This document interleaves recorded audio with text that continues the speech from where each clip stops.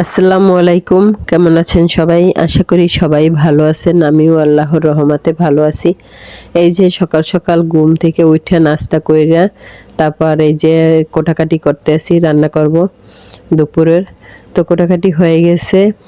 এই যে চাল কুমড়ো শাক ধুইতে আছি, আর এই যে কাতল মাছ, বড় মাছ, এটাও ধুয়ে নিতে আছি, রান্না করব। আর বাবুর জন্য একটা চুলা পাচ্ছিলাম, এই যে দুফাইক্যে চুলা, মিনি কিচেন করার জন্য। ওর জন্য ছোট ছোট পাতিলেরি কিনছি, ওটাতে রান্না করব তার জন্য। এই যে দেখেন আমার চুলাটা কেমন হয়েছে, আমাকে কমেন্ট করে বলে দিয়েন। আমার মেয়ে অনেক মোবাইল দেখে, তো ওর জন্য এই চুলাটা বানাইছি। আর ছোট ছোট পাতিলহাঁড়িও কিনছি, এটার মধ্যে রান্না করব ওকে নিয়ে। রাইস কুকারে ভাত বসাই দিছি, চাল কুমড়ো শাক চিংড়ি মাছ দিয়া সেটাও বসাই দিছি। আর এখন এই মাছটা আমি রান্না করব। এই মাছটা কিন্তু হলুদ মরিচ পেঁয়াজ রসুন সবকিছু দিয়া একলগে হাতে মাখাইয়া তারপর রান্না করব। এই যে সরিষা তেল দিয়ে দিছি, এখন তেলটা গরম হয়ে গেলে মাছটা দিয়ে দেব। আর আমরা সরিষার তেল খেতেই পছন্দ করি, সয়াবিন তেল বেশি একটা খাই না, মাঝে মধ্যে ভাজা পোড়া খাওয়ার জন্য তখন ওইটাকে ব্যবহার করি। আর এই যে মাছগুলো সব দিয়ে দিলাম। আর তারপরে এই যে মশলাটা, সেটা কিন্তু আমি রেখে দিছি, পরে দিয়ে দেব। যখন ওই পেস্টটা দাগ লাগে আসবে তখন উল্টাই আমি এই যে মশলাটা দিয়ে দেব। চাল কুমড়ো শাকের যে আলুটা সেটা আমি ভাঙিয়ে দিছি। আর এই যে মাছগুলো আমি যখন দাগ লাগিয়ে আসছে তখন কিন্তু উল্টাইয়ে ফেলতে আসি। এটা উল্টো পাশ শেষ হইলে তারপর ওই পেস্টটা যখন দাগ লাগবে তখন আমি ওই মশলাটা দিয়ে দেব। একটু পানি দিয়ে মশলাটা দিয়ে ঢাইকে দেব।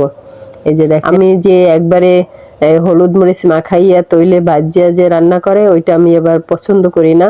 এইটা আমার কাছে বেশি ভালো লাগে। এরকম ভাজিয়া একবার খাইয়ে দেখেন, খুবই ভালো লাগে এরকমের। আর এই যে দেখেন পাশে কিন্তু আবার আলুও দিছি। আলু আমার মেয়ের জন্য দিছি, ও মাছ মাংস খেতে একদমই পছন্দ করে না, কিসের জন্য যে পছন্দ করে না জানি না। আর এই যে দেখেন এখনকার বাচ্চারা মাছ মাংস ছাড়া ভাত খায় না, আর আমার মেয়ে মাছ মাংস খায় না, সে শাকসবজি খেতে পছন্দ করে। আর এই যে আমি যে মশলাটা রাখছিলাম সেটা কিন্তু দিয়ে দিছি। এই যে এখন আমি ঢাকনা দিয়ে দেব।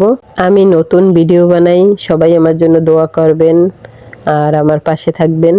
এই যে দেখেন রাইস কুকারে ভাত বসাই দিছি, তরকারিটাও আমার হয়ে গেছে, আলুটা প্রায় সেদ্ধ হয়ে গেছে।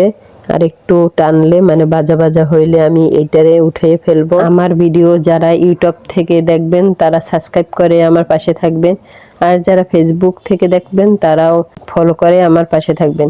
আর এই যে দেখেন আমার তরকারি কিন্তু হয়ে গেছে, একদম ভাজা ভাজা হয়ে গেছে, তৈল উঠে গেছে। এখন আমি উঠাই ফেলবো। এই যে দেখেন তরকারিটা কত সুন্দর হয়েছে না? রান্না করে খেয়ে দেখেন কেমন লাগে। আর এই যে আমার চুলা, আমার মেয়ের চুলা কিন্তু কমপ্লিট। আর এগুলো কিন্তু আলাদা, রান্না করার পরে যে পাতিলগুলো রাখবে, কালির পাতিল, এগুলোর উপরে রাখবে। আর এইটা একটু ফেরাইবেন। আর ওইটা কিন্তু একটা বাটির মতো বানাইছি, আর এইটা কিন্তু ডিম রাখার জন্য। সবাই ভালো থাকবেন, আজ এই পর্যন্তই। আল্লাহ হাফেজ।